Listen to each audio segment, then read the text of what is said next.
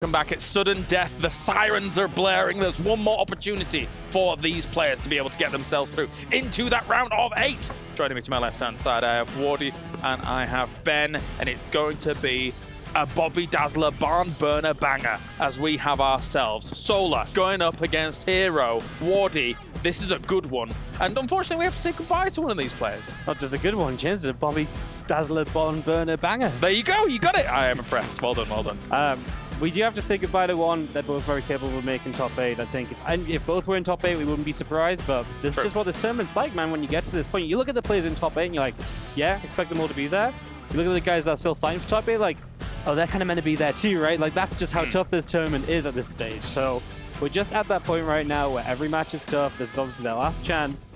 They both deserve it. I think they both played great this tournament, especially Solar. I feel like he's played some really good games, so we'll see if he can get it done in the ZVP. I mean, it's really gearing up to be a proper bibble, knocker, schlibble, schlocker. Like, it's, it absolutely is, absolutely is. But yeah, I mean, both these players have been very good.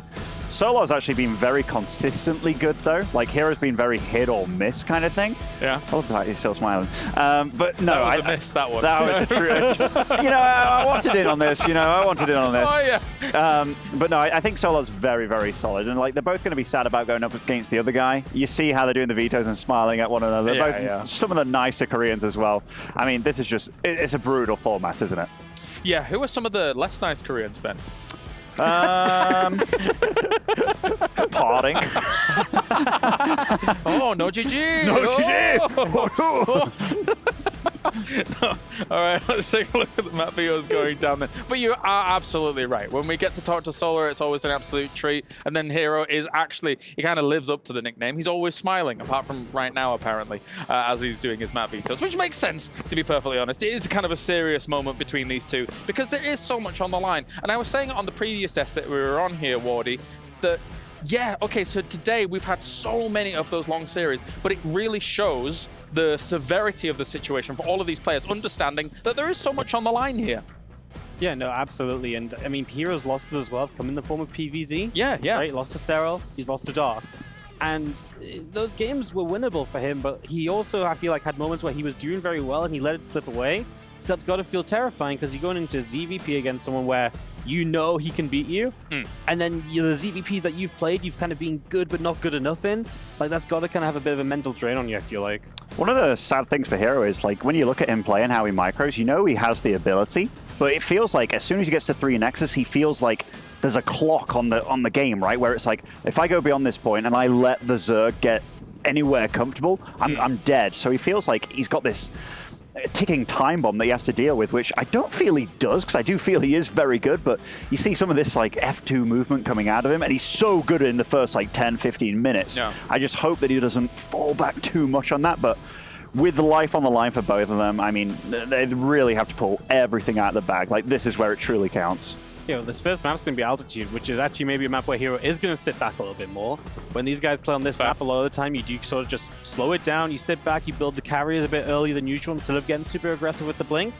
So I wonder if that is the plan, or if he has plans based around the expectations, and if maybe Solar has those plans too. Yeah, I watched herO on this map maybe like 6-7 months ago, and it was a really important match, and it was like, why did he let this through? But he was so good at maneuvering like 2 armies, controlling the Xel'Nagas on both sides, and just doing herO things, just being fast and incredible and attacking everywhere. So it's not super surprising to see him let it through, but it is surprising to see Protoss let it through in general. Yeah, yeah. I suppose if there is any solace for herO here going up against him, despite obviously losing the 2 PvZs that he's played in serOl versus Dark, the serOl series wasn't exactly clean cut for serOl. I mean, serOl was making some mistakes here and there for sure. Like, it wasn't as clean for serOl as we would normally expect. So herO is still very proficient in the matchup. It's just that he is going up against these really, really big names. Well, of course, I mean, there's nothing to take away from when you say your losses are to serOl and Dark, right? It's just that herO was the innovator for PvZ a little while ago. And so you would expect him to be able to take down one of the Zergs along the way. Maybe this time it is going to be Solar. It just feels like there's so much pressure on him right now. I mean, I still think he's probably the favorite against Solar going in. It's not to paint that picture, I suppose, but I don't know, something about Solar lately. He's been popping off a little. 2nd place Home Story Cup. He's been looking good online. It's a dangerous matchup. Yeah, he's kind of crawling out of that shadow, right? Of like, Yeah. because he was always kind of like the 4th best Korean Zerg. Yeah, yeah. And it was like, you know, second to Sue at one point, second to Dark, second to Rogue, and then it was like, okay, maybe he is actually vying for, because Dark's looked vulnerable for sure. And when you talk about the players that these guys have lost to as well, Solar, he lost to Mara and herO, very arguably like 2 of the 3 favorites for the tournament. And then herO, he's lost to Dark and Serral, also like 2 of the top 4 most likely. So yeah, the fact that these guys are in an elimination match now, they're not going to be happy about it. I'm just very excited. It's also weird for these two as well, because I mean, of course, yes, they have both won tournaments, right? And they've both won some relatively big tournaments, like super tournaments, Intel Extreme Masters, of course, for herO back in the day, where he was literally the Intel Extreme Masters prince. Is it about time one of them actually won a mega big one? I mean, I don't know how to describe this, but like truly one of the giant tournaments. And this, I mean, at this point, you could consider one of the giant tournaments. It's just a shame that both of them are now on the precipice of elimination, Wardy. I feel like maybe you could say for herO, right? Maybe he should be the one to kind of step up and win a giant tournament, if you want to call it that, James. A mega. I feel like Solar's not won the other things yet to kind of be, you know, obviously he could, if he makes it into the playoffs, he could go on the, he could do it. Yeah. Maybe it would be an upset, but like, you know, I think some of the best players in the playoffs are CVC, and his CVC's been good enough to take on a Solar, take on a herO, take on a Dark, right? So if he could get a good matchup, but maybe someone else knocks out Maro, then he gets the ZVZ, he could go and do it all, but to say, I think maybe herO is a bit more kind of like in line to maybe get one of those bigger wins, if we want to say that. Sure, I get you.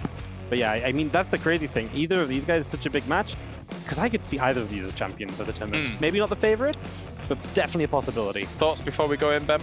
I mean, just within regards to next in line for a big championship, I mean, there's a solid queue in front of them, right? Like, of real big hitters. But yeah, I think Solar's just been looking a bit more well-rounded. Like herO, he can look amazing or it can be a bit flat. I just hope he can get that more consistent, you know? Yeah, maybe. Just 25 seconds out. Final thoughts before we go to the series, Wardy?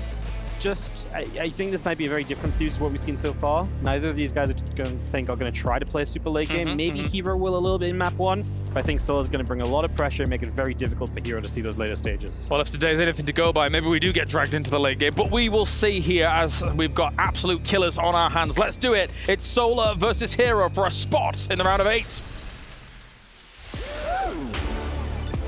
You know, this match between herO and Solar, herO played in the very first match on this stage today 9 hours ago.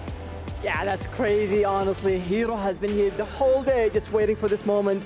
أعزائنا المشاهدين، هذه هي اللحظة اللي بيرجع فيها herO من المسرح مع سولر اللي أبرانا جيم كان one sided بالأمس، لكن اليوم راجع ضد herO، بتكون مباراة مرة حماسية. This is going to be a big matchup for both of them, not just because the winner moves forward, but because the loser is out for today. They used up all of their chances in this tournament. 2-2 for both of them. اللي ما يدري أعزائنا المشاهدين بس مراجعة سريعة على كل المباريات. 2-2 herO قدر يفوز كل مبارياته اللي شهدناها اليوم وآخر مباراة بالأمس، لكن بداية الأمس خسر كل مبارياته للأسف. لكن بنفس الوقت سولر نفس القضية بالضبط 2-2. فعشان كذا الفائز يتأهل، الخسران يطلع ما عاد صار في فرص ثانية. We're testing not just StarCraft skills, but IRL stamina too. Fortunately, both of these players are very ready to compete. So should we bring them out? Let's do it. Yeah, let's do it.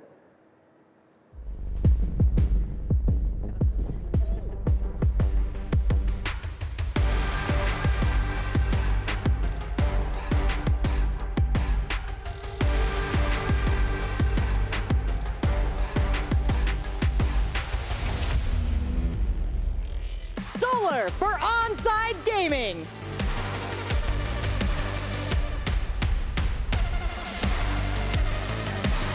All his opponents so far have been Terran.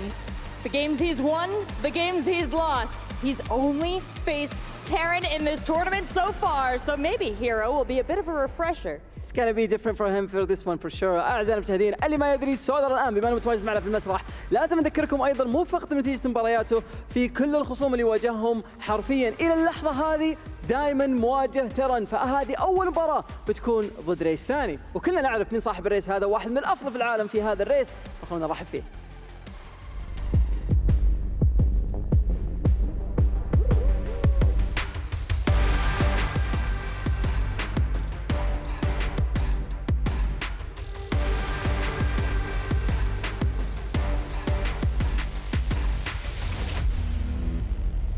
من DKZ Gaming herO.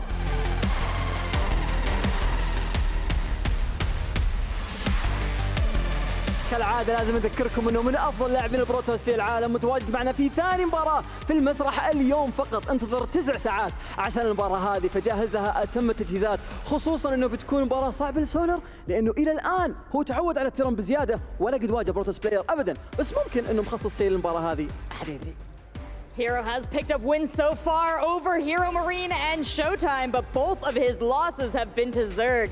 Solar, another Zerg, stands between him and the rest of the tournament. I can't wait to see how this turns out, Fancy. We heard the analyst desk, they each said that it's going to be a tough one to decide, but it could be in herO's favor, nobody knows. أعزائنا المشاهدين الآن نبي نشوف سولر حرفيا مجهز للحظة هذه من أول، لأنه هو ممكن يكون عنده خطط البروتوس. الحلو في الموضوع أنه ما قد كشفها أبدا، لأنه ما قد واجه أبدا هذا الريس، فهذا بيكون شيء مختلف. An exciting conclusion is on the table, but first these gentlemen should join us and shake hands. الابتسامة والاحترام موجودة عندهم اثنينهم، فخلونا نشوف وش ممكن يقدمون داخل الجيم. على طول نروح مع المعلقين. Wishing both of these players good luck and a lot of energy as we move into these late matches. Also going to send some energy out to our casters. It's been an ongoing rivalry between these two players. They are constantly at loggerheads fighting to be the best in this Zerg vs Protoss matchup. But recently it has been the Protoss that's had the better end of it, but he's having a rough run against Zerg so far this tournament. I'm very excited to see how it goes. It's the end of a very long day of StarCraft, Roddy.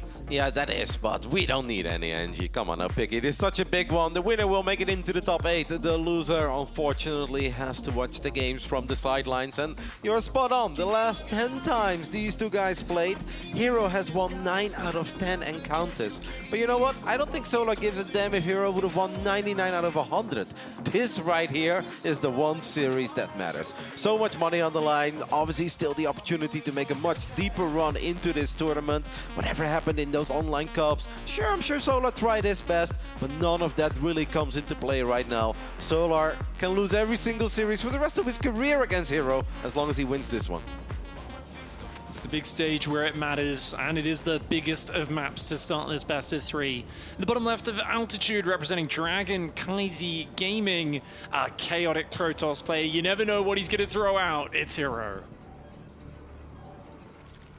Chaotic, but always fun. In the top right side of Altitude, we are looking at the main base of the man who played against 3 Terrans and 1 Zerg so far, as he did drop against Raynor in the previous round. It is on the sides, Gaming Solar. I know it was a few months ago now, Kevin, but I look at this spawn, these two players, and I can't help but think of GSL Season 1 when herO let Solar run Zerglings into his base in this exact same setup. I believe it was 8 times in one game. And herO still almost won, despite losing his entire economy multiple times. But yeah, they've had some chaotic matchups on this in the past. Yeah, we know that herO does not shy away from pressing the F2 button every now and then. And with every now and then, especially in minute or past minute 15 in a game, he likes to press it rather often. And that's obviously not necessarily always the worst thing in the world if you can do it in a somewhat controllable manner, but you do need to stay on top of your wall-ups. And honestly, if I was herO's coach, I'd be like, hey man, put a probe in that wall. Put the probe in the wall, press H, put a battery behind it, and you can F2 all day, every day. You don't have to worry about those wall-ups, but I've never really seen him do that. No, if herO had a supply depot that could go up and down, it would definitely help him with his playstyle. But of course, that's getting ahead of ourselves. Just as often, herO is in his opponent's face. He's the one who's harassing with Adepts and Oracles. He's got, you know, weird Robo Immortal drops coming in, crazy Adept attacks coming across the map. And the Zerg doesn't have much of a chance to ever do anything to him. He's the one who's in charge. He's the player who revolutionized the Oracle Blinkstalker play, where he just is constantly attacking. It's such a fun style to watch, right? Especially, we have a couple of long PvZs so far throughout this tournament, and some of them have been incredibly exciting. You think of Raynor Showtime Game 1, I really thought that was an epic 30-minute back and forth. Then there was a tiny bit of downtime. So not every carrier game is necessarily awesome, but not every carrier game is particularly amazing either, right? Like, that's kind of, it goes a little bit sideways, but it feels that the herO style, when it opens up with a couple of Oracles, then we go for Double Forge, all the gateway units, that has always been very explosive and fun to watch. It's just that the Zerg players got a bit better against it. herO knows that as well, and that's why he's been switching it up. As we have our first few Zerglings of Solar running towards the other side of the map. herO has an Adept. He's just kind of scouting around at this point, wants to make sure that these Lings don't show up right when the Adept leaves. Because 2 Zerglings, they won't be able to do a whole lot of damage, but it's still annoying, especially if you end up losing a probe.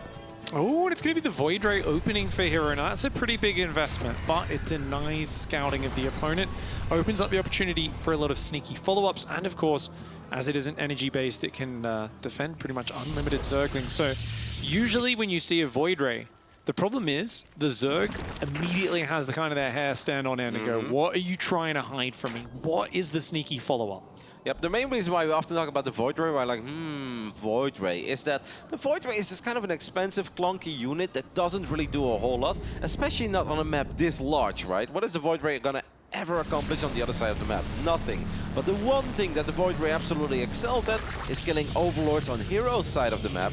And if you're a Solar, you're immediately thinking, is this one of these silly Protoss builds where you go 1 Void Ray, you pretend it's macro, but then it's bam, 8-gate Zealot all in, or 8-gate Resonating Glaive Adept heading towards my side of the map. The Void Ray is often the king of hiding something behind it.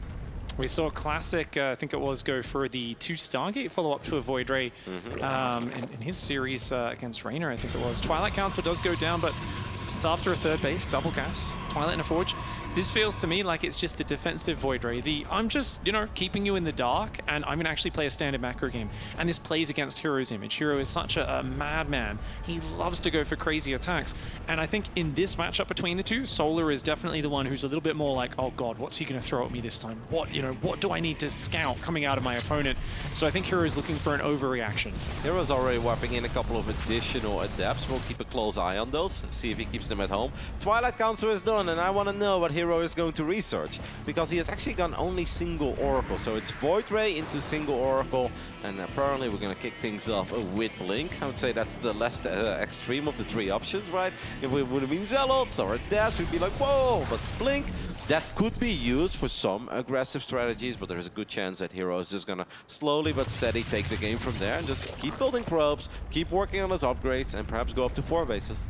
Yeah, sometimes the best thing you can do, if you're a chaotic, aggressive player, some would say a cheesy player even, is just play a very solid macro game, and it's exactly what it seems herO is doing right now. He's going to the next step.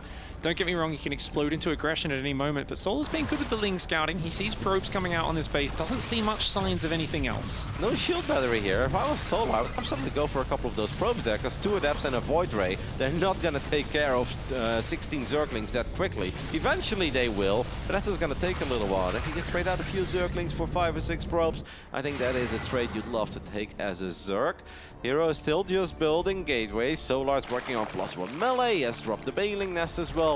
There is close to finishing up. It's a lot of gateways on the side of herO, and we can't ignore the fact that he already has a War Prison. Baneling Nest with no Roach Horn, right? I think we're going to see Hydra Bane this game. It's a decent map for it. herO, if he goes heavy Blink, you don't have the splash damage. Hydra Bane can be problematic, but it does take a long time for those Hydralisk upgrades to kick in. So Solar's going to have to just be fighting with mass Zergling and potentially a few Banelings for now. Kind of an alt warp in there, exactly. herO also agrees that it's an alt warp, and he's like, yeah, I probably shouldn't do that. There was way too much surface area on all these Stalkers for these Lings really to put a serious number on them. So herO is forced to warp in the units at home. It's a big old supply block, by the way, on the side of herO pick. 93 out of 93. That pylon just got warped in when I started this sentence. It's about to finish up, but even then, it's 1 pylon. You're going to be supply blocked again, herO. Yeah, that's only enough to queue up 4 Stalkers. He goes for probes, which means he can't really make any units at all. 3 more pylons do start up. herO seems like he's very eager to start pushing with these Blink Stalkers, but it's not that many. They can get surrounded. Here we go, Zergling's coming in for Solar from 2 sides. Solar's supply is so far ahead right now. He's exploding into Hydraling Baneling, and herO does not have any splash damage on the way. He doesn't have a 4th base. It feels like herO's build is lacking any sharp edges, anything that can really scare Solar. It feels that herO's lacking all sorts of things, Big. Like you said, like where are we going with this build? We don't even have Zealot Charge. There's not a Dark Shrine either. The only thing that finished up is the Templar Archives. So we could queue up Storm, and then we can obviously play some Stalker Storm defensively with a lot of probes. There's nothing wrong with that. Couple cannons and batteries. And there we go. He is going to queue up Storm, but I felt like we could have done all of this a little bit quicker. And it just really feels that this investment in all these Stalkers, it has accomplished absolutely nothing. And the Zerglings will get a relatively easy cancel even on this Nexus.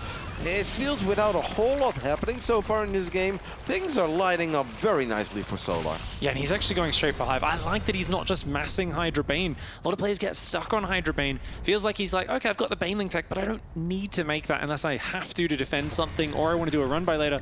I'm going to get to the Hive. The Lurker tech destroys Stalkers. It's so good against the composition of herO. Psystorm isn't going to make much of a difference there either. herO now trying to add Immortals, High Templar, getting the Storm energy upwards. He's going to also get a Prism going. And this is where herO excels. It's the movement. It's the bouncing between the bases, picking at his opponent, but Solar's on top of it so far. Yep, and that's a War Prism that's going to go down. 3 slow Zealots will obviously never win the fight against these Queens, and some defensive Zerglings that were left behind. herO's now even queuing up +1 air weapons already way before he has dropped the Stargate or a second or a Fleet Beacon, for instance. It kind of just feels to me that herO's all over the shop. Maybe he was anticipating a certain build of Solar that didn't actually happen, right? Like, we don't know what goes through the mind of herO. Maybe expect if I show this, Solar is probably just going to make a couple of roaches. He's going to be aggressive with Roachling, Ravager, and I believe my build is good against it. Like, those things are possible. None of that happened, and now just all looks a little bit offbeat and off-tempo what herO has been doing. When the Zerg's up 20 supply, you know, including worker and army leads, and their production tab is so colorful, that's a sign of the Zerg getting everything he needs for the long term. He's got the Lurkers coming in. I don't think we've seen any Vipers, but he doesn't really need them. Nope. It feels like just swarming in with Lurkers. There should be a timing to take out herO's 4th base, and that's pretty much a winning move. herO's trying to go sideways into Skytoss, but the only worry I have is that Solar's not moving out. I think as he's got Lurker range, honestly, he can go right now. herO doesn't have a great answer. I think Solar could indeed already be on the other side of the map. We don't even need to wait for the adaptive talents on the Lurkers. If the speed upgrade, that's obviously going to come in handy, but Storm just doesn't really cut it against Lurkers. It's going to soften them up a little bit, but what are you going to do? Blink your Stalkers forward to finish them off? We all know that's not the play. Solar is making his way to the other side of the map, and herO is going to have to drop excellent Storms 4 days, and then maybe rely on a good battery overcharge to snipe a couple of these Lurkers. Oh, good storm on the That is a Banelings. very good storm on the Banelings and on the Lurkers, to be fair. That's a full 80 damage on those Lurkers. Yeah, that's over 1/3 of their life. That's actually quite effective. He's getting ready for a flank or maybe even a counter attack, it looks like. The Lurker sieging some cannon. Stalkers, though, attacking on their own. Link Bane's pretty good. Storms do go down. Those High Templar, though, forced to morph. Yeah, and nice that does save. mean a lot of the Storm energy goes down. So far, good defense for herO. The Immortals coming out here as well. herO's actually going to try to run into that army, but then he's like, yeah, maybe not. That's a few too many Lurkers. He's going to split the Zealots off and try one more time. That seems like a bit of a donation. A few more Zealots coming in from the left. Kind of just feels that herO have to A-move to the other side of the map. Yeah, almost certainly. Yeah. I mean, what he is going to be able to accomplish here is that he's buying time for his carriers to come out. And don't forget that the carriers will already have +1 air weapons, right? But eventually, herO, we cannot just lose this entire army. He's going to drop a couple of somewhat defensive storms to prevent Solar from running on top of this army. I did like this move out, to be fair, because it pulled Solar back and it bought time for those carriers. Clears up the creep on the way home as well, but Solar's quick to try to retake position. herO, you got to be careful, mate. Stumbles into Solar's army. The Lurkers ambush him. And herO in disarray, losing so many valuable units on the retreat. Solar's looking clean. Couple of +2 Banelings find their way into the mineral line as well. 14 probes go down. But it is important to keep an eye on the amount of anti-air that Solar has. Because a few Hydras, that's not going to cut it against a bunch of carriers with +1 air weapons. And more carriers about to show up. It feels that herO has really been hiding them, but at this point he is forced to reveal them. I wonder what Solar does here with the Lurkers. He is so Lurker heavy pick, but he barely has any anti-air. Does he need it against just 3 carriers? There's not much detection here right now. I mean, he definitely does, but if he can take out the Nexus and then run away, I think he's okay. But those Lurkers taking big disruptor hits. The Nexus hasn't fallen yet. You got to get the damage and get out here as Solar. You cannot risk losing all these units, but the Interceptor count has been whittled down. That handful of Hydras doing Zerg work. hero's supply way down and he loses the 3rd base. Yeah, but there are 14 more Hydras on the production tab. But herO is not totally down and out yet, because Solar is eventually going to need a better answer against carriers, right? 3 carriers, sure, you can kind of fight the Interceptors a little bit with the Hydras, especially with the next wave. But if the Disruptor carrier combo goes up in numbers, well, we might need some Corruptors. A couple of Novas fly forward, and they actually connect with a decent amount of those Hydras. There's still a few Archons, Disruptors, and Carriers, but I like the move for Solar to go up into the natural. The Lurkers siege up there. Carrier's going to try and launch their Interceptors, but they are launching into combat. The Hydra's getting overrun right now. A little bit of move command for Solar. It felt like he was a bit disorganized. He gets one carry, but he loses a lot of the Hydras. The upgrades aren't really there for the air units, though. Only +1 of those Interceptors. Yeah, the Hydras have +1 carapace as well. It was a bit silly by herO that he lost that one carry the way that he did, because it's so important for him after taking all that economic damage that he keeps these key, valuable, expensive Protoss units alive, and to lose a carrier like that is painful, because in a weird way that actually went kind of all right, but now he doesn't really have the power to even think about moving to the other side of the map. The Queens have synced up with the army as well in the center, and it kind of feels that the only thing that herO can do is just turtle, but you mentioned as well, it's not like we've got +2 about to finish up for the carriers, right? Which would give his army a huge power spike. It just doesn't seem that herO has the money for that. You can try to turtle all you want here, Roddy. I mean, Solar's a guy who will not overcomplicate things. If he sees a turtle, he will pick up a brick and smash its shell, and that's exactly what this massive Remaxer Hydras is doing. He's going to be able to overwhelm those Interceptors. Big Disruptors land on the Lurkers, but all the Interceptors are gone, and that opens up the natural for the Hydras to push in. Nice War Prism play here actually by herO. As 2 High Templars hop out, drop a couple of Storms. Solar really wants to, Solar really wants to make it up that ramp, but herO's not going to make it all that easy. And for the amount of supply that herO has done, he's actually done a very good job. But for the second time, he loses a carry that's just kind of chilling there. As the Disruptors are going to try to make it in range. One Nova does somewhat connect, but the carriers are just out of Interceptors, and that is going to be good enough for the man who lost 9 out of the last 10 times he went up against his opponent. But he takes the 1-0 lead in by far and away the most important series he has played against this man. herO had a bit of a wry smile on his face at the end of that game. I think he knew things were going a bit sloppy, but I think he was kind of impressed with the fact that he was stitching together a few things towards the end. The way the engagements, buying time against the first Lurker push on the right side. I just think if you find yourself that far behind after the early stages against Solar, he is a force to be reckoned with. Yeah, I kind of thought that we'd see something special, something very spicy on a map like Altitude. It's like, all right, if we let that map sneak in, I am sure that we've got something very cool up our sleeves, right? Some awesome adept movement or just great Oracle path that maybe Solar wasn't quite expecting. There was none of that. It was kind of a defensive void ray into a very passive Oracle. Like, did that Oracle kill a single drone? I really don't think it did. No. And then we went for, do I want to call it Blinkstalker pressure? Like, it almost feels like he tried to, but he was supply blocked. It just didn't really go anywhere. I think herO went for the ultimate 300 IQ mind game, Roddy. I think he was saying, you know what? You're going to overreact. You were saying, oh, maybe he was expecting a certain reaction. I think 100%. He thought, if I show him this opening, Solar's going to be panicking. He's not going to be sure what to do. He's going to stop at a lower worker count. Solar did the opposite. He made melee 4 bases, droned them up, and just did anything he felt like in that game 1. And it was herO instead who went, oh, this is not going according to plan. The supply block, as you said, took the teeth away from that blink push. I think he looked good, though, once he was trying to fight in the later stages, did herO. A few stray mistakes with the carriers here and there, but I mean, he is no stranger to making comebacks. He's done it so many times before, and he's going to have to look for it here again. Of course, everything's on the line right now. In the bottom right side, we've got herO. Repping Dragon Kaisi Gaming now for a long time. And this man is 1 map win away from making it into the top 8 over here at Gamers8. It is Onsites Gaming as Solar. Oh, had a bit of a coughing fit there, but the looks of it, bit of a violent cough in the early game. Looks like he's okay now, recovering. And he's coming on out. He will see. He's looking for the 14 hatch. And he feels the probe's just a little bit too late to block. Oh no, that's so bad for Solar. Did you see that cheeky smile on his face? He's like, ah, come on. That was kind of cute.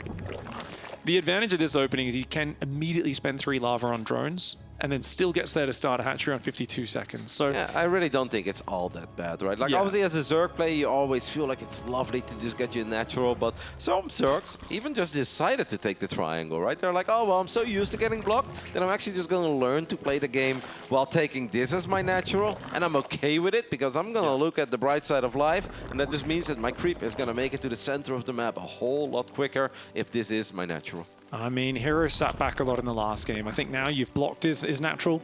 force him to take the exposed base. It's got to be aggression. I want to see double Adepts chronoed across this map. I want to see Oracles diving in, no silly Void Ray opening. I'd like to see him apply some pressure and really test Solar. I think you get, you know, later on in these tournament days where the players have been playing all day, the endurance is definitely running low. If you can dictate the pace of the game and get that chaos factor going, you're going to do well. It also felt in that previous game there was definitely 1 or 2 moments where we maybe could have put the carriers on a different hotkey and just right-click some Hydras. But he was just kind of aim-moving with the army, and then the carriers are shooting at Lurkers, but Lurkers have a lot of HP, and that allowed the Hydras to just sit in the back and chip away at that intercept account. And it felt that there was more potential when Solar didn't really have a whole lot of anti-air to work with. The very first push on the third base, right? There was 6 or 7 Hydras. If you click those Hydras down, and then the interceptor count stays high. Whereas instead it was like one interceptor went down, then another, and slowly the carriers lost their firepower. Yeah, he landed some good disruptor shots during it all, but I guess it was a bit too chaotic to get the decision-making going. Yeah, that was just a little bit too late as well, and I kind of feel like that's the name of the game for herO so far in this tournament. I really do feel that he has played awesome StarCraft, and the man is so good at winning certain fights where you just don't think there is a way for him to win it. But then some of the easier things he often trips up, and it's such a shame, right? Because he's so damn good and he's often so close of taking guys out. Even once more, that series against herO, that second game, I do really think he had it. All the other pro gamers also felt that herO had that game in the bag if he would have just made anything else other than a few Immortals towards the end of that game.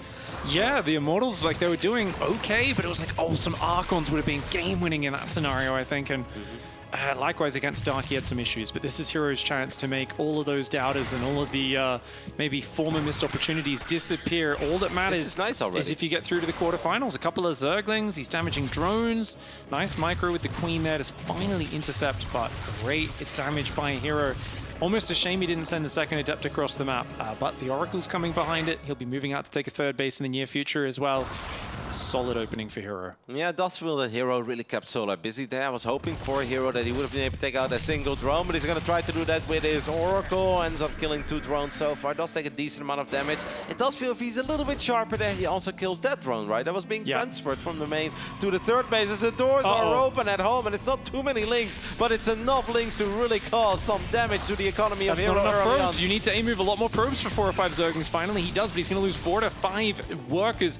He gets a few more on the other side. The 2 Adepts do shade through into the natural, but oh, that drone gets away as well. That's like the 3rd or 4th drone that is 1 hit away from dying, but where he does deal some damage with either an Adept or an Oracle, but he doesn't quite get it. I do think we're going to let this shade finish up because herO knows that he needs a little bit more than he's been getting so far, and this is obviously a lovely move so far because he doesn't just get the 2 drones, he also gets all these drones, not to mine, and they're derping. Where are they going? They're on the other side of the mineral line, so that was actually a decent amount of damage, and now these 2 Oracles should be able to activate Pulsar Beam. Finally, herO is going to get 1 or 2 of those drones that are on the verge of living or dying. It's, you know, StarCraft is a game of skill pick, but there are some little RNG moments in there. You do want a few of those things to go your way, otherwise it gets very grim.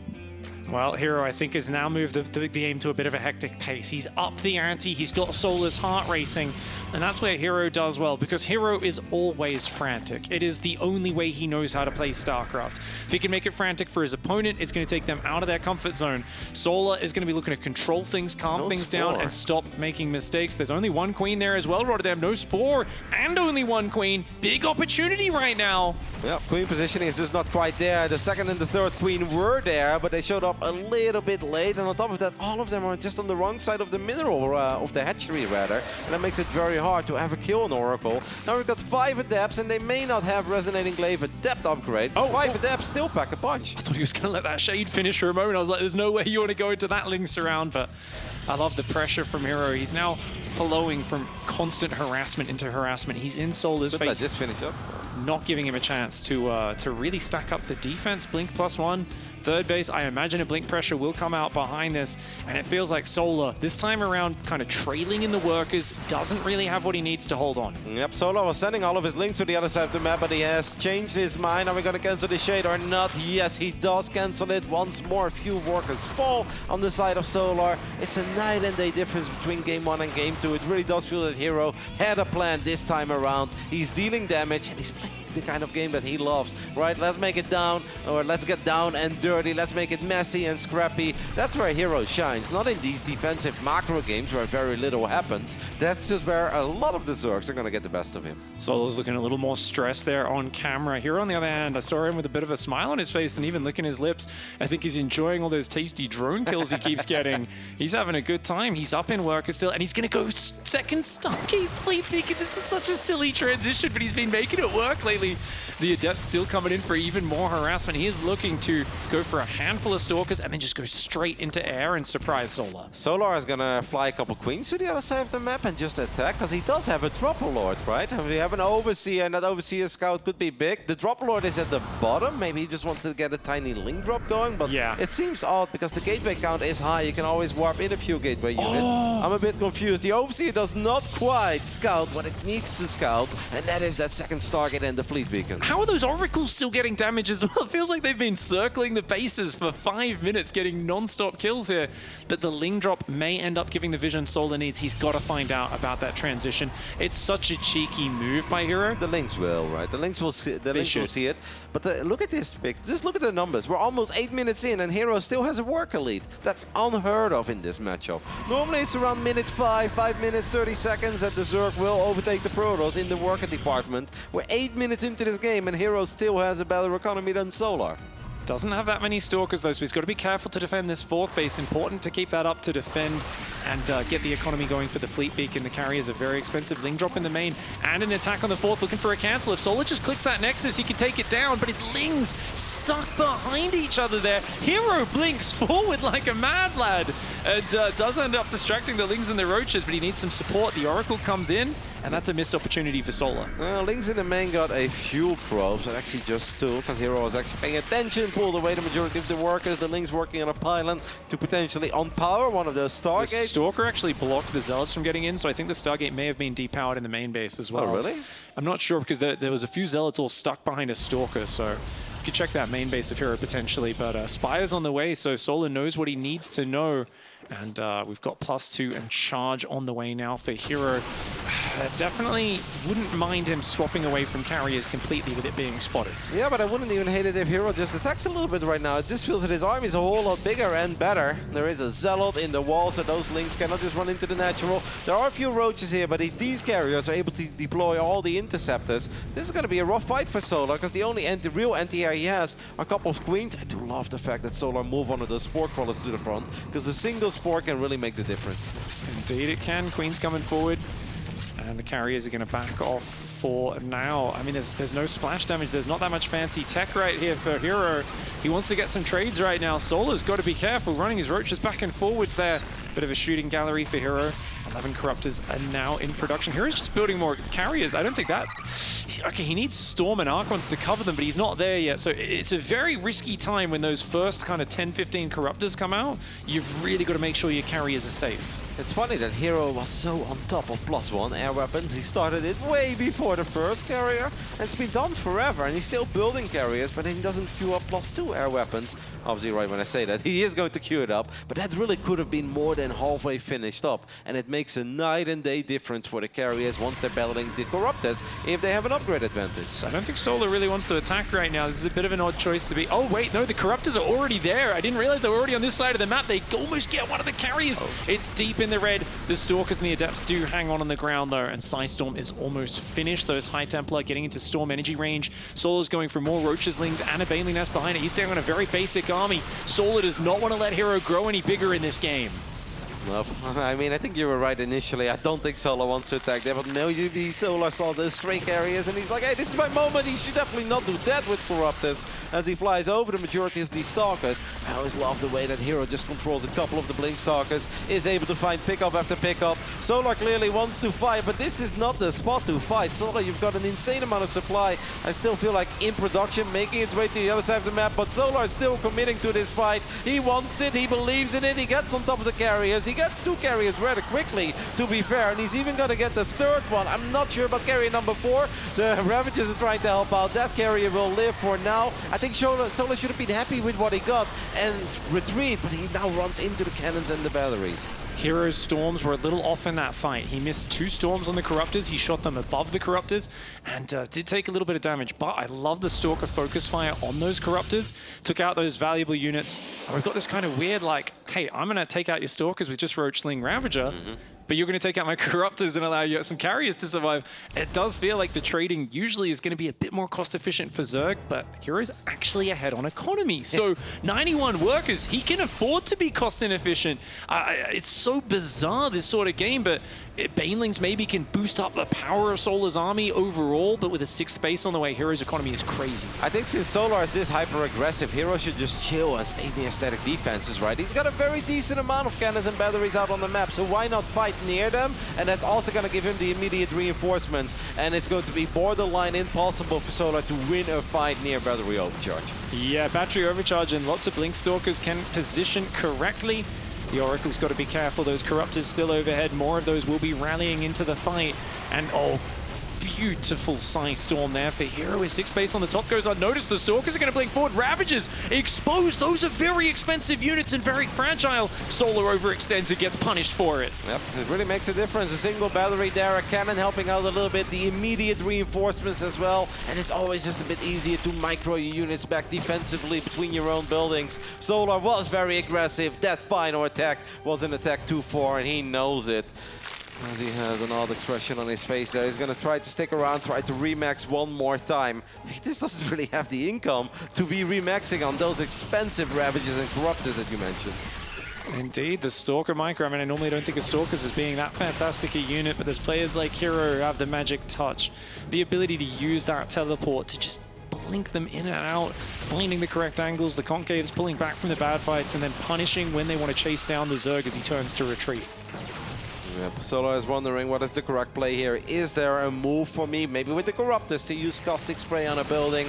Can I send a couple of links to the other side of the map? But it really just does not feel that herO doesn't want to give him the time for it. And since all the Corruptors are on the other side of the map, the carriers are just going to show up here, deploy all their interceptors, couple big storms go down on the Banelings as well. And Solar is in all sorts of trouble because you look at the minimap pick and the Corruptors are still not here. Oh, those Banelings finishing a bit too late. The Zealots had already done their damage. Here come the Corruptors. They might be able to take out one of the carriers, but look at the Stalkers just raining down destruction on them, and the Corruptors are all gone. There's still 4 carriers overhead. herO fights back with momentum, aggression, and just a flowing, overwhelming style. And that's the early game and the mid game that we want to see from herO. That's why he is one of the best Protoss players in the world. That's why he has won the DreamHack Masters Atlanta and the GSO Codas after his return from the military. Not because he built a Void Ray and he sat on his side of the map and didn't really do anything. No, because he's in the face of Zerg players. Adapts here, adapts there, adapts literally everywhere. Oracle's roaming the map. That's the herO we know, and that's the herO we love. I always like it when a player doesn't find success with a certain strategy. They try something a bit different, and then they just say, no. Back to my MO. You know, after the first game didn't work out, let's get the aggression going. Right from the first Adept, it was non-stop in the face of the Zerg. No drone was safe in that early game. And from there, what a peculiar transition that he's been perfecting recently. The Blink Stalkers into 4th base and carriers at the same time. It's such a weird strategy, but he has just this tack for making it work. One little update as well from the B stream, as the final series of the tournament has been played on the B stream as well, and Clem managed to get the victory over Spirit in that TVT, and that means that Clem has also made it into the top 8 of Gamers8. Wow, big congrats for Clem. That is absolutely massive news and really cool. Unfortunate for Spirit, of course, who had some of the most grueling series today, but cool to see the other series progressing as we have these games going side by side on this main stream and the B stream. And Game 3 is going to be coming up to decide this one as well. And don't forget, we have one more very important best of 3 after this one, and that is, of course, going to be Cure versus Dark. One of those Korean Titans is also going to be eliminated here, and one of them is going to complete our top 8 after we know who will make it out of this best of 3. For the last time, we're going to take a look at the main bases of this man in the top left side of Babylon, representing Dragon, Kaizi Gaming. It's our Protoss herO.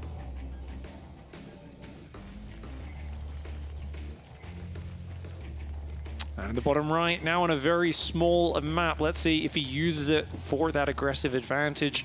It's Solar. Reppin on side. And obviously losing only series to some very top opposition so far. Maru and Rainer, absolutely no no chumps. Players who you'd not be surprised to see in the grand final. I mean, anybody he played could have been in the grand final, actually. Just to show you guys, some people think like, oh, group stage is really going to be that fun and competitive. Solar's run so far throughout this tournament. Round 1, Oliveira, the world champ. Round 2, it was Clem. Round 3, Maru. Round 4, Rainer. Round 5, herO. Like, come on. Like, any of those guys making it to the grand finals would be like, yeah, they've done that before, or I could see that happen. It really has been incredibly tough for Solar. And of course, the same can be said for herO, but, you know, in a weird way, for herO, it was slightly easier than the insane opponents that Solar has had so far. Yeah, I mean, there is that old nickname, unluckiest Zerg in the world that Solar had. But honestly, in this tournament, I think a lot of the players have unlucky lineups because the opponents are so hard. You know, guys like Oliveira as well. It was like Solar, Rainer, herMarine, Clem. It's all such hard opponents here. But at the end Solar of the day... might be the sickest, though. Like, I actually feel like those 5 together, that's probably the strongest lineup that anybody faced. That's absolutely, that's like the killer's lineup. That is, I'm looking at the names for everyone else. I'm like, oh, they played like 2 really like championship world champions right now, but... Solar played 5. 5, yeah. Yeah, it's pretty insane. And for that reason alone, perhaps he really does deserve it to make it into the quarterfinals. But I don't think herO really cares who Solar played, or he played for that matter. All that these players want is obviously to make it into the top 8. You can see a lot of scouting, such an important match. You want to go back and forth just in case, right? Solas only has a bizarre roach all-in that he hasn't used in over a year. You want to make sure that that is not happening. We know it's not happening, but herO wants to be 100% certain nothing too weird happens on Solar's side of the map. Yeah, on this map, it is quite a short rush distance, which is why I'm already thinking about queen walks and the options that are available for Solar there. Walking across with 3 queens, a couple of Ravagers and a mass of Lings. A very good way to cancel the Protoss' third. herO did fall victim to that against Dark. He was able to kind of fight back and get in decent positions later on, but it is consistently something that catches him off guard. Even when herO sees signs of lacking kind of drones or something like that, he's often so focused on just attacking so much in multiple places, he doesn't really pick up on those scouting cues as consistently as some of the more conservative TOS players. It also feels that he doesn't believe his static defense is the way that other people do, right? Where he's just kind of like, yeah, I see it, 1 battery, and I'm like, no! Get like 3, man, it's okay, spend those minerals, we can't really do anything else with it. First Adept here, by the way, has some potential. Gets it thrown. That's a feel-good moment if I've ever seen one for the Protoss. Couple Lings falling, 1 drone forced to morph into a Spore Crawler, and another drone actually goes down. These are the little things, but they add up real quick in high-level PvZ. That Adept's still so healthy as well, but the Lings do catch her on their way home, and looks like they should be able to get on top. I don't know. Yep, can cancel the Shade, hide behind the minerals, and then just come back later. Good play by herO, very sneaky. Oracle comes out now, sees those Zerglings, and will escort the probe out to the 3rd base. Stalker working on an Overlord. Solar does have a decent amount of Link. Link show up to grab a probe. That's lovely, obviously, for Solar. It's going to cause a bit of a delay on this Nexus. It's very important for herO, by the way, to keep the doors closed. As this Adept does get surrounded, it's stuck. Solar doesn't just grab a probe. He gets an Adept as well. In return, though, we'll lose the Overlord that he had on the other side of the map. That frees up the Oracles to start going and harass across the map. Solar did have his Queens out of position once or twice in the last game. I think he'll be fixing that this time around. The double Oracle is going to head across for their first drive-by. And number 3 is on the way as well, though. herO, not a guy that always goes triple Oracle. If he goes 3, he finds success. Number 4 is almost certain. Number 5 as well, potentially could have come in. herO, you never know. He doesn't have a set way of doing things. I think he feels something sometimes, and he'll adjust if he feels it's right. Look at that. He finds a good pickup. That absolutely is a start. There are a couple of Zerglings on the other side of the map, and herO doesn't really care. He just wants to grab a few more drones, and he does grab a few more. A decent amount of lost mining time as well. The defense at home, it seemed like that didn't really cost a whole lot of effort. Should probably saturate those gases, and that's exactly what he's going to do. I don't hate this start from herO's point of view, Pick. Not at all. Solar preparing with the Evo chamber. He wants to go for the fast melee upgrade once more.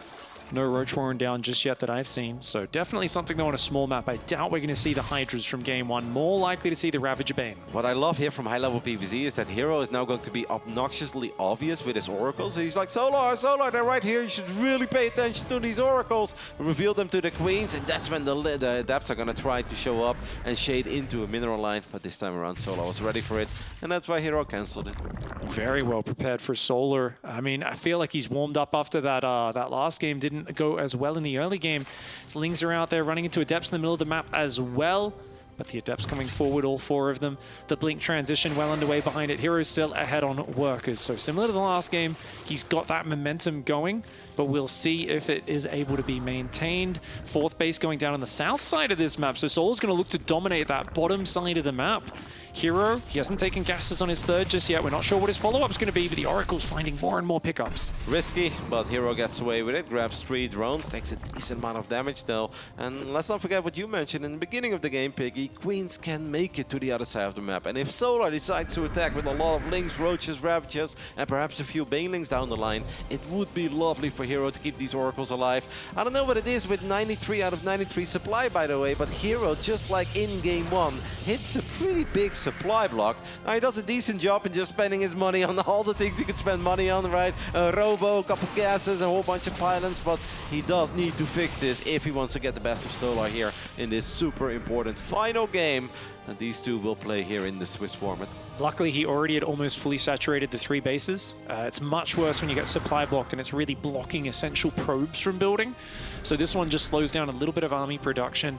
Charges on the way, the Robo there. The Stalker's now going to cascade through the middle of the map and start to clear up the creep. Stasis traps. Oh, 2 going right next to each other. That's a mistake. Yeah, could be, but there's also a chance that only a single Ling is going to activate when the Solar thinks that he's in the clear, and then suddenly everything else gets stuck. There is a Spire, 30% along the way for Solar. It's kind of a funny moment, because there are some moments where we love the Spire in this EVP matchup. If the Protoss player goes very heavy on the Robo units and maybe goes charge before Stalker, but herO already has a decent amount of Stalkers. He already has +1 for them. He's working on the +2 melee upgrade as well. And herO might be the only Protoss on the planet that's better in dealing with Mutas with Stalkers than he is with Phoenixes. Yeah, he's actually shown that time and again. You try to go Mutas, he'll just shove you with his Blink Stalkers and Zealots and move them around to defend very well. But he actually had a big slip-up versus Dark earlier today where he did have those Phoenix out and just lost them all to the Muta Corruptor. This is not his thing, man. This is not his thing. It's hard to micro them with F2. Phoenix do need control groups, I believe, Roddy. I don't know, man. I'm an F2 user. No, but I do group those separately. Solar's trying to create a little bit of chaos, and these Lings are finding a few Stalkers here and there. That's obviously big, but if you're herO right now, shouldn't the alarm bells go off a little bit, Piggy? You're like, wait a minute, we're 8 minutes and 30 seconds into a game on Babylon, and all I've seen is a couple of Lings. Like, sure, you've got a few Roaches here and there, but something is clearly missing here, right? Yeah. What are you doing with all that gas, Solar? But, I mean, we haven't seen Mutas power up yet, have we? No. And there we go, 11 Mutalisks now hit the production tab. So he's going to try and sneak those across the map for some big damage. herO's got a great economy. He's got Disruptors coming out one at a time, but it's very scary because you're going to be very distracted dealing with Mutalisks, and if you're distracted, it's hard to land the Disruptor hits the way you need. You want to have Archons. You want to have something in there that can deal with the Zerglings on the front and potentially go for Phoenix behind it, though. As you said, maybe he just wants to do a big push. But the static decount is going up, right? There's a couple of cannons being warped in, and he's actually going to queue up a Phoenix as well. I actually think that herO has all the right tools to deal with this. He sees and it. even the Oracles can be useful, right? Because you can tag the Mutas, and knowing where the Mutas are makes your life a lot easier with Stalkers. This is a very important moment for Solar. He's got a 40 army supply lead, and I don't want to say it's now or never, but his army is not going to grow any bigger. herO's army will get bigger, and on top of that, I feel like herO's army just skills better than Solar's army. I mean, you might not want to say it, but it's absolutely true, Roddy. It is now or never. Baneling speed is nowhere on the horizon. His Baneling nest has just finished, so he can't super max right now. His units are not going to scale well. Solar needs to find a way to trade, but look at how well herO's walled off. Stalkers, cannons everywhere. Oracles keep tracking those Mutalisks. Solar's going to try to roll in the front with some Ling Roach, but there's no easy opportunities, and he's forced to start an infestation pit. He's going to plan C, which is the Hive. He's going to have to make the Banelings defensively, but Hive is so far away. I've never met a Zerg in my life that was happier and they produced 11 Mutas but did not get a single probe. Like, That's just not what you make Mutas for in this matchup. They are rarely going to make the difference in a straight-up fight. Solar does queue up 26 Banelings way before Baneling speed is done, by the way. So it kind of just feels that Solar is all over the shop at the moment, and he's doing a little bit of everything. He's going to queue up that Hive as well. It's very obvious that Solar wanted Chaos, right? I'm going to be in your main, in your third base, in your fourth base, but he couldn't find an opening since herO was bulletproof, and now Solar is in this super awkward spot where he's like, I want to fight, but I also really don't just want to donate my entire army. What do I do? And honestly, Pick, I don't know what Solar does. It's so difficult because the Stalkers were in his face early in the mid-game, and I think that really put Solar in a bit of an odd mindset where he was kind of like, okay, if I can just defend this kind of Stalker all-in sort of thing and then get mutas. But it really wasn't that committed. herO just did a lot with a handful of Stalkers to deny creep, pretend like he was pressuring, took a fourth, and he's just macroed so hard behind it. Look at this, +2 attack stun, +1 armor finishing, a giant 2-1 Stalker Archon disruptor timing coming through the center of the map. The entire army gathering for herO right now. He's got a Stargate transition ready to start behind it. Solar needs to hold on. Absolute MVPs Oracle so far, by the way, that have been alive since the very beginning of the game. A couple of Banelings do make it through the front row of this Protoss army. They will find some good connections on all these Stalkers, but the stasis traps have done their thing. Solar supply looks big, but all of it is in production, Pick. I think Solar did all right there, but I feel Solar needed more than all right. The Disruptors did whiff. I mean, they were left out front. A few of them died before they went off. The other ones just didn't hit the center of mass. Solar did pretty well in the first fight, but as you said, he's used up his bank. He doesn't have many Banelings right now. He needs a little bit of time. herO might need to chill here, though, because he's very deep on creep. And Solar, his Remax is actually here. herO, you cannot really fight that many Zerglings with Stalkers alone. Now the Archons are left by themselves, and herO's supply is taking a serious nosedive. And all of a sudden, it's herO who's in a bit of trouble, and Solar got not one, but 2 dream fights in a row. Continuing to commit with Stalkers on creep after the first fight didn't go his way was a peculiar decision from herO, to say the least. He's also not rebuilding Disruptors. Disruptors are great defensively. It's just hard to push on creep with them. Yeah, I don't like that he's going towards Immortals right now because turtling into carriers, I think he needs to go for those Disruptors. But herO is very obsessed with those carriers right now. He's trying to make his way there. Solar's not going to give him time. The mineral line! Yep, those are +2 Banelings, and that means that all of these probes are going to get one shot at one Disruptor does show up, and it gets a good shot. Don't forget, Phoenixes are here. They could kill the Overseer. You've got a Dark Shrine as well, herO. Your Phoenixes could kill that Overseer. You can warp in a couple of DTs there, and that would really come in very handy against these roaches. But it seems like he's not really thinking about it. There are Zealots doing their thing on the top right side. herO had a lot of probes, but losing the fourth base and losing 31 probes is a very big blow to his economy. Did warp in a few defensive DTs there towards the end, but Solar got what he was looking for and a whole lot more. That fantastic defense in the middle, and then herO over-committing and losing all of his Stalkers. He's now got a handful of carriers out, but his economy has been curtailed. It's small, it's been trimmed down, and Solar is still up on 79 workers, building a single Mutalisk to deal with the Warp Prism, as that has been harassing him in the last few minutes. I thought it was to take out the carriers, man. I was like, man, one Muta, that's a great Muta. He's going to strap a few Banelings, one under each wing, and fly it into the carrier. That'd be sick. Solar does need to respect, by the way, that herO is going to get a few more air units. Taking out the fourth Nexus is obviously a massive W for Solar. He's got that economic advantage now that he was looking for, but he has to realize that he's going to have to start working on his anti-air. We have a Nova fly forward. That's a big connection, Piggy. Big connection. Is it going to be enough, though? The carry is the Immortal, the battery overcharge, the probes evacuating Stalkers in the natural. A beautiful defense for herO. That was actually a piece of art. It's just a shame because it comes in a position where he's so far behind. He's going to need 3 or 4 more fights like that to win this game. And the carriers are pretty much hard counted now with the Corruptors entering the field. So you've got most of your armies in this really fancy unit that is no longer any good. You just don't have Storm or anything to support it, or Archons. You don't have a fourth base right now. herO is out of options. A single Phoenix, 3 carriers going across the map, and they're going to find a fierce meeting party.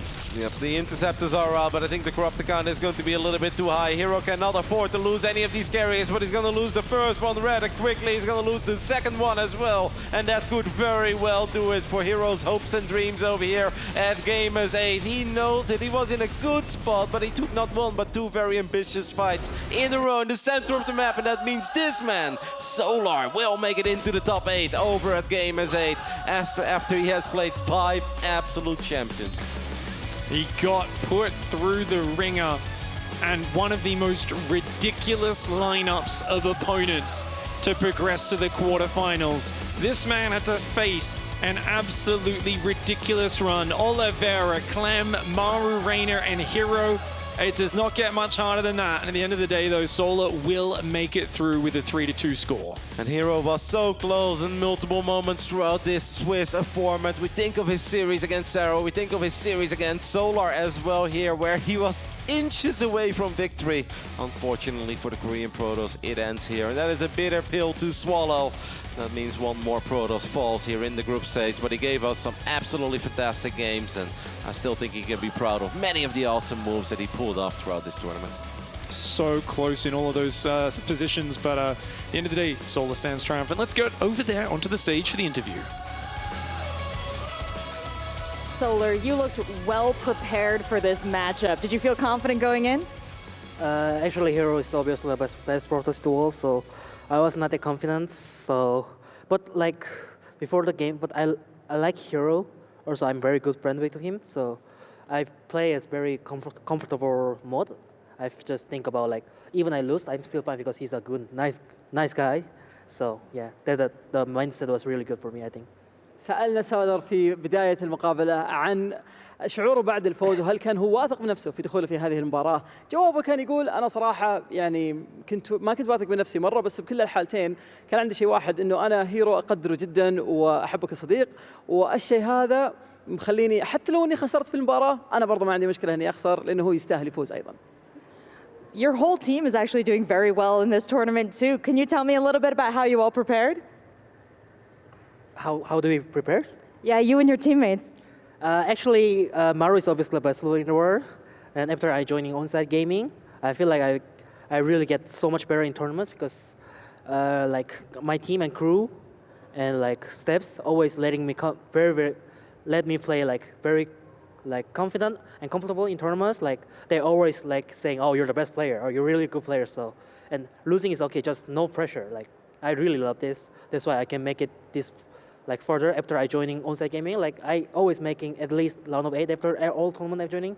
So I really love my team as well. سألنا السؤال الثاني يتكلم عن فريق اونسايد جيمنج، خصوصا انه كل اللاعبين اللي موجودين مع الفريق سواء مارو او غيره كلهم مادين اداء جدا رهيب في البطوله، كيف تجهزتوا كيف بديتوا في تجهيزات في البطوله؟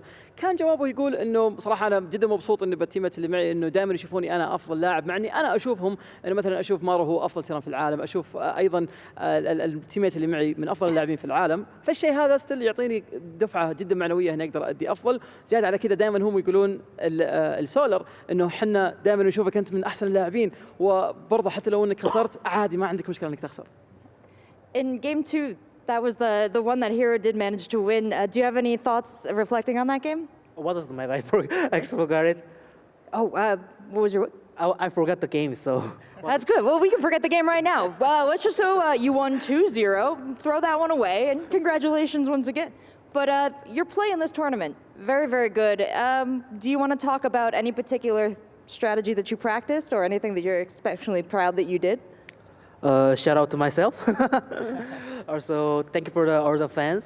And also, my wife is still watching. Even the Korea is really, really late time, like 5 a.m. So shout out for her. زي ما تشوفون أعزائي المشاهدين في سؤالنا الأخير في المقابلة كنا نتكلم عن ايش التجهيزات اللي هو سواها في البطولة وهل هو فخور في التجهيزات هذه. يقول أنا صراحة أول شيء إني أبي أهني نفسي على الأشياء هذه، زائد على كذا كان حاب إنه يستغل الفرصة إنه يشكر كل المعجبين اللي جالسين يتابعونه، بالذات زوجته اللي إلى الآن جالسة تتابع البث المباشر مع إنه الساعة 5 الصباح في كوريا، فكان وده إنه يشكرها على دعمه له في هذه البطولة. Solar, that's an excellent mindset. Lots of support from fans, from family, from your wife, and totally forgetting about anything that involves a loss. It's a champion's mindset, and I can't wait to see where it takes you. Good luck, buddy. يعطيكم العافيه اعزائنا المشاهدين، جاء الوقت ان نرجع فيه للاستوديو، لان زي ما احنا عارفين سولر الان قدر انه يضمن التاهل. herO ما راح يكون متواجد معنا في باقي البطوله، فخلونا نشوف الاستوديو التحليلي ايش عنده يقول على النقطه هذه.